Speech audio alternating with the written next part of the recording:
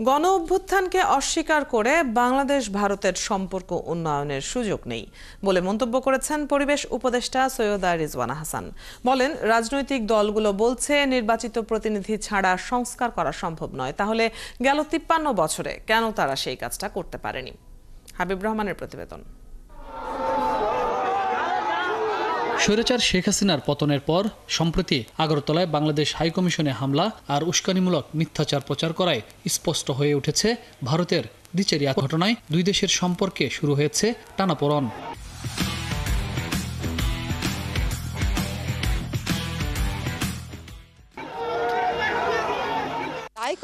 শুক্রবার গুলশানে শব্দদূষণ নিয়ন্ত্রণ বিষয়ক আলোচনা সভার শেষে ভারত বাংলাদেশ সম্পর্ক নিয়ে সাংবাদিকদের প্রশ্নের জবাবে বন ও পরিবেশ উপদেষ্টা রিজওয়ানা হাসান বলেন, জুলাই আগস্টের অস্বীকার করে দুই দেশের পারস্পরিক সম্পর্ক উন্নয়নের সুযোগ নেই। রাজনৈতিক কারণ যখন অনেক গাড়িয়ে যায় তখন ইট টেকস টাইম, একটু সময় লাগে। কিন্তু ভারতের সাথে আমরাও বারবার বলেছি যে আমরা সম্পর্ক উন্নয়ন করতে চাই, ভারতও বলেছে যে তারা সম্পর্ক উন্নয়ন করতে চায়।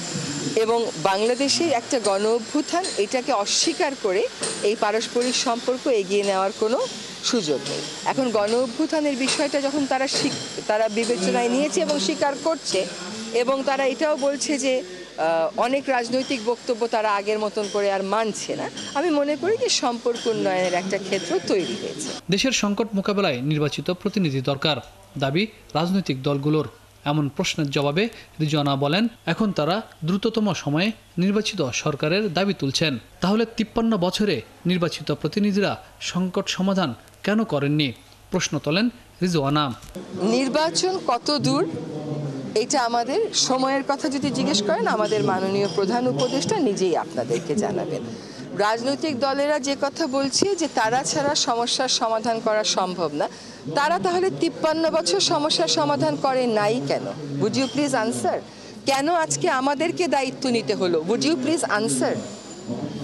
তাদেরকে ছাড়া সমস্যার সমাধান হবে না, এইটা সঠিক কথা। এটাই তো হওয়ার উচিত যে নির্বাচিত জনপ্রতিনিধিরা সমস্যার সমাধান করবেন। তারা একটা রূপকল্প কি এখনো পর্যন্ত আমাদেরকে দিয়েছে? তারা যে আমাদের কাছ থেকে বলছে যে ম্যাপ দিতে হবে, এই করতে হবে, রোড ম্যাপ করতে হবে, তারা কি একটা রোড ম্যাপ দিয়ে দিয়েছে যে এই সমস্যাগুলোর তারা কি করে সমাধান করবে? এই সংকটগুলো সমাধানে রাজনৈতিক দলগুলো কোনো রোড ম্যাপ দেয়নি অন্তর্বর্তী সরকারকে। তবে দেশে নির্বাচন হতেই হবে, এর বিকল্প নেই বলেও জানান তিনি। তাহলে কেন আমাদেরকে আজকে আমাদের কাজ ছেড়ে এসে দায়িত্ব নিতে হবে? হাবিব রহমান, ৭১, ঢাকা। আনন্দের